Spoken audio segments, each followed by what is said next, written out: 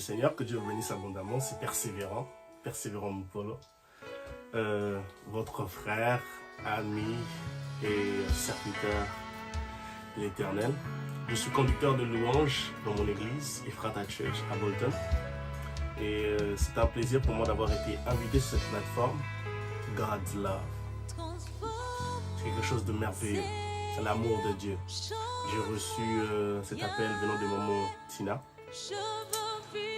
où elle m'informait de cette plateforme dont elle a créé. Et je bénis Dieu pour cela. Et nous rendons gloire, honneur et majesté à notre Seigneur Jésus-Christ pour ce privilège de se présenter devant vous, de prendre ces quelques minutes pour parler de la parole, pour parler de Dieu et de ce magnifique message de l'amour de Dieu. Et cela est merveilleux. Que Dieu vous bénisse, maman Tina, pour ce privilège. Merci d'avoir pensé à nous. Que Dieu se souvienne de vous. Et je bénis Dieu aussi pour ces personnes qui ont déjà fait des vidéos, qui sont déjà passées, qui nous ont bénis avec des messages puissants et encourageants, qui nous ont fait tant du bien à notre esprit, à notre âme, à nous encourager dans notre foi chrétienne, pour nous rappeler que l'amour de Dieu est au-dessus de tout, l'amour de Dieu reste disponible, puisque la Bible dit, dans le livre de Hébreux, qu'il est le même hier, aujourd'hui et éternellement. Dieu s'accomplit dans le temps et cela est merveilleux. Que Dieu vous bénisse abondamment. Comme je vous l'ai dit, je suis conducteur de louanges dans mon église et je sers le Seigneur. Dans mon église, ça fait maintenant plus de 7 ans ici à Ephrata.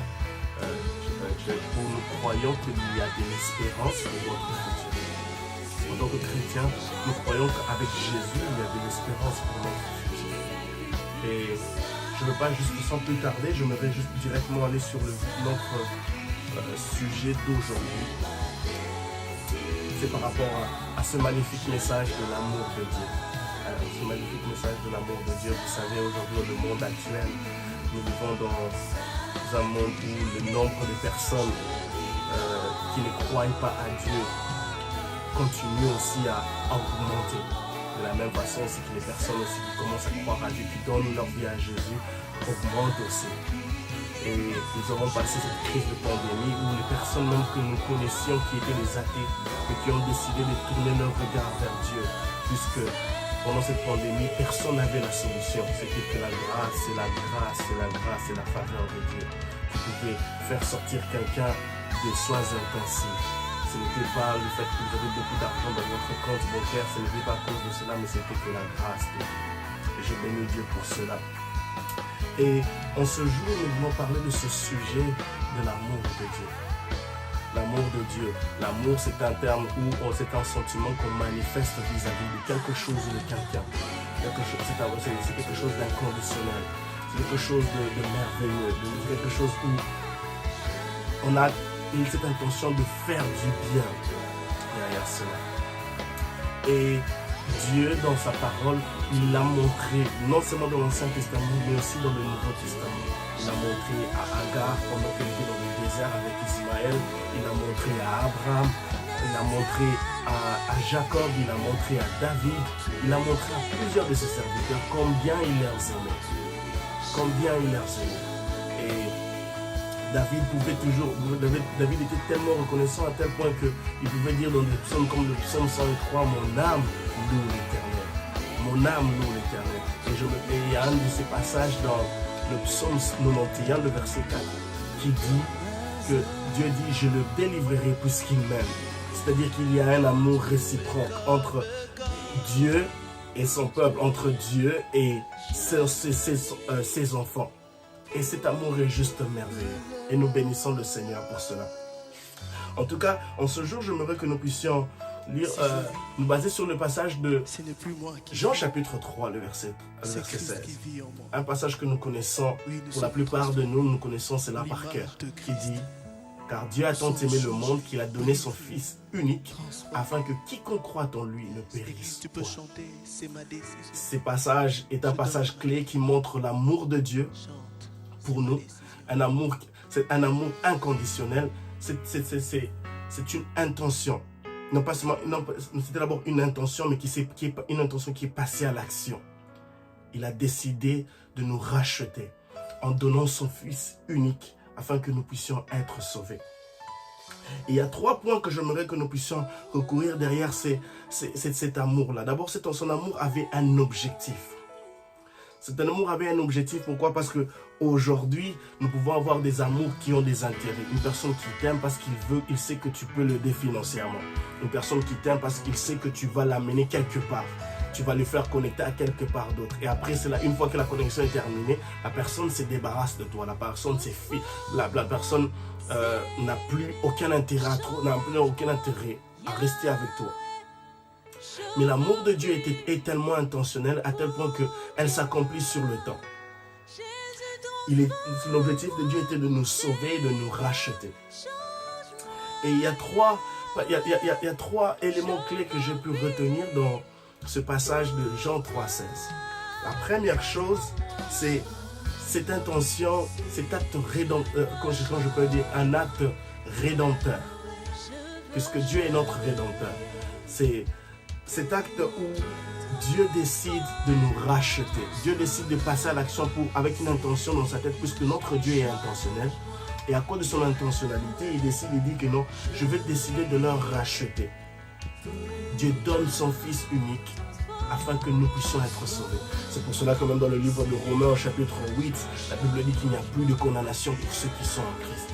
Puisque Dieu a donné son Fils Jésus afin qu'il puisse venir sur terre, mourir pour nous, afin qu'il puisse payer le prix du rachat. Il nous a rachetés et nous sommes dorénavant sauvés. Il n'y a plus de condamnation pour nous, il n'y a plus quoi que ce soit qui peut nous retenir.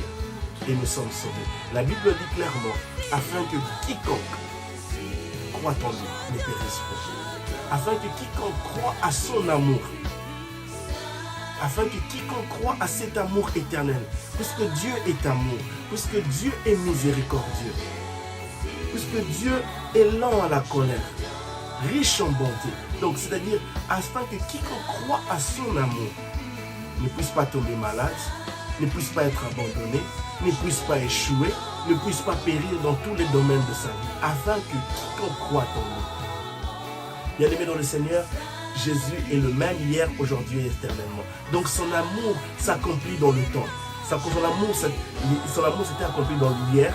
Elle s'accomplit aujourd'hui, tel que je suis en train de parler là, dans ta vie, dans ta situation, dans les situations qui sont en train de se dégrader. Elle s'accomplit maintenant là, elles s'accompliront demain. L'amour de Dieu s'accomplit dans le temps. Et rien et personne ne peut t'empêcher d'accéder à cet amour-là. Parce que vous savez, dans le livre de Romains, au chapitre 8, le verset 38 à 39, la Bible dit que ni la puissance de l'enfer, ni la puissance des autorités de ce monde ne peuvent nous séparer de l'amour de Dieu. Et ça, c'est dans le deuxième point que j'aimerais parler de cet acte protecteur derrière cet amour de Dieu. L'amour de Dieu veut nous protéger. L'amour de Dieu veut nous protéger, puisque nous savons que notre Dieu est lent à la colère et riche en bonté.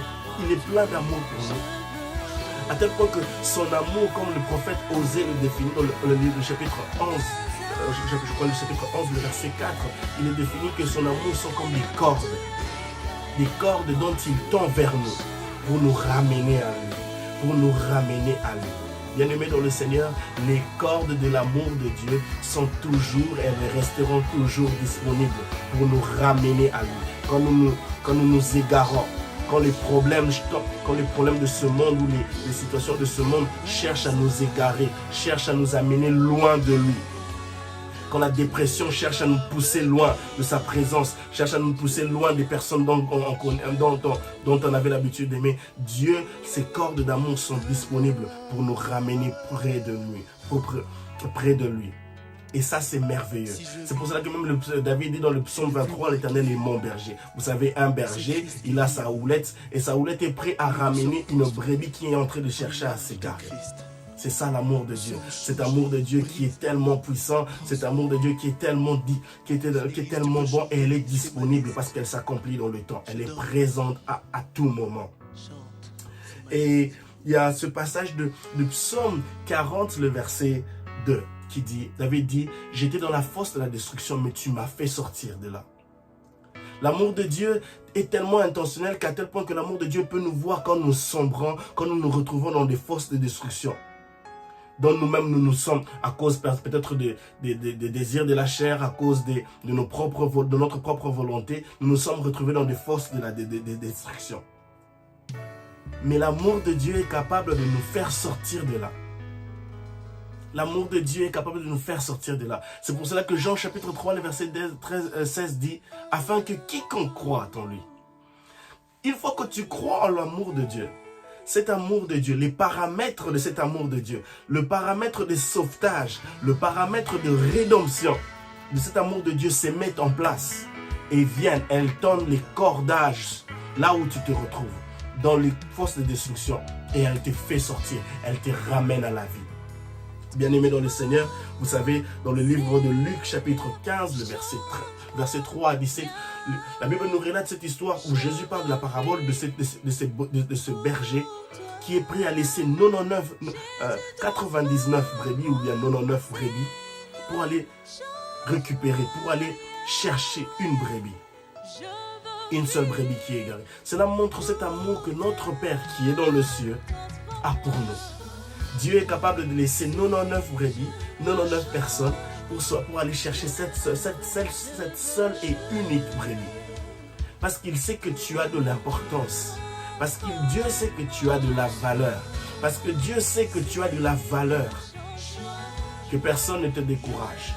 Que personne ne te rabaisse. Tu as de la valeur pour Dieu. Ce que tu as à faire en ce jour, crois seulement.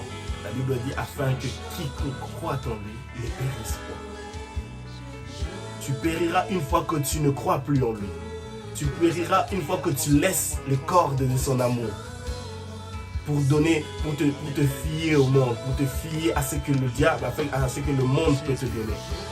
Mais toutes les fois que tu continueras à croire en lui, toutes les fois que tu placeras ta confiance en lui, ces cordes de son amour seront là pour te ramener, pour te faire sortir de la maladie, pour te faire sortir des liens, pour te faire sortir des problèmes, des blocages, de tout ce que tu peux endurer, et cela dans le nom de Jésus-Christ. La condition est, il n'y a qu'une seule condition, afin que quiconque croit en lui. Peut-être que tu n'as jamais accepté Jésus-Christ comme Seigneur et Sauveur, comme Seigneur et Sauveur. Aujourd'hui est l'occasion pour toi, et l'occasion est favorable pour toi, de dire à Dieu, Jésus, entre dans ma vie. J'aimerais marcher avec toi, j'aimerais faire cette marche avec toi, afin que je ne puisse plus périr, afin que je ne puisse pas périr, afin que je ne puisse pas périr dans l'addiction, afin que je ne puisse pas périr dans la pornographie, afin que je ne puisse pas périr dans la masturbation, afin que je ne puisse pas périr dans toutes ces cages, dans toutes ces prisons dont je me retrouve, dans toutes ces batailles cachées. Vous savez, bien aimé dans le Seigneur, les gens sont en train de traverser des batailles cachées dont les personnes de l'extérieur ne peuvent voir. Mais puisque nous avons un Dieu qui est dans les cieux, un Dieu qui est tellement bon, une fois que nous faisons appel à lui, il tend ses cordes d'amour vers nous. Il tend ses cordes d'amour vers nous pour nous ramener à lui, pour nous restaurer, pour nous délivrer, pour nous changer, pour changer notre destinée. Et sur cette plateforme, je sais qu'il y aura d'autres personnes qui viendront parler de l'amour de Dieu, qui viendront nous bénir. Et le message clé sera l'amour de Dieu. En ce jour, mon message est que les cordes de l'amour de Dieu sont disponibles. Elles resteront disponibles puisque Dieu, lui, il s'accomplit dans le temps. Il est le même hier, aujourd'hui et éternellement. Et son amour n'expire pas. Son amour n'expirera jamais, alors jamais. Elle s'accomplira aujourd'hui et demain. Elle continuera à s'accomplir dans les générations en génération, puisqu'il est Dieu. Que Dieu vous bénisse abondamment, que Dieu vous fasse grâce. Et ma prière est que vous puissiez compter toujours sur son amour. Même quand vous êtes en train de passer des situations difficiles, dis à Dieu, Seigneur Jésus, je compte sur ton amour. Dis à ton âme. Vous savez, il est important pour nous de rappeler à notre âme, à nos âmes, à nos cœurs, à nos esprits, que Jésus nous aime. Vous savez, quand vous dites à une personne qui est dépressée, à une personne que Jésus t'aime, cette phrase Jésus t'aime a une puissance dont l'homme, dont l'être humain ne peut définir. Jésus m'aime. Mon âme, Jésus t'aime. Mon cœur, Jésus t'aime. Mon esprit, Jésus t'aime. Quand ton âme est abattue, dis à ton âme, Jésus t'aime. Quand ton cœur est abattu, rappelle à ton cœur, Jésus t'aime. Quand ton esprit est abattu, rappelle à ton esprit, Jésus t'aime. Et ce Jésus t'aime sera comme une force motrice qui produira de la lumière, qui produira de la joie, qui produira de la paix, qui produira de l'intelligence, qui produira tout ce qui te manque. Et c'est là dans le nom de Jésus. Elle sera cette force motrice dont le monde ne pourra jamais et alors jamais te donner. Jésus t'aime. Rappelle à ton cœur. Quand tu te regardes dans ton miroir, tu dis, mon cœur, mon âme, mon esprit, moi persévérant, Jésus t'aime. Jésus t'aime. L'amour de Dieu ne pourra jamais se définir par quelqu'un, par qui que ce soit. L'amour de Dieu est tellement grand, l'amour de Dieu est tellement vaste, à tel point qu'elle a une puissance dont on ne peut pas décrire. C'est là. Que Dieu vous bénisse abondamment. Jésus m'aime. Jésus t'aime. Car il est le même hier, aujourd'hui et éternellement. Que Dieu vous bénisse abondamment et à la prochaine.